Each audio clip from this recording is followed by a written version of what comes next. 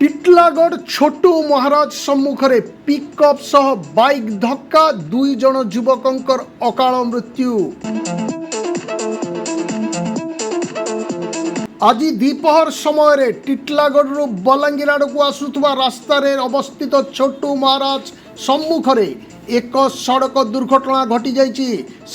2 जन युवक गुरुतर आहत होते सेमानकु आम्बुलेंस जोगे टिटलागढ़ सरकारी डाक्तरखाना को अणा जाइतिला। डाक्तर उभय को मृत घोषणा करिसंती।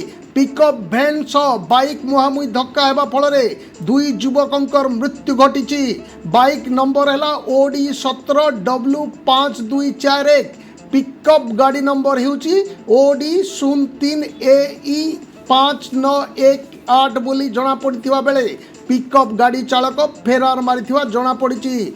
सरकारी डाक्तरखाना को आसी पुलिस तदंत आरंभ करथिबा देखिबाकू मिलिछि। टिटलागढ़ संजय कुमार नायक रिपोर्ट कौशल प्रवाह।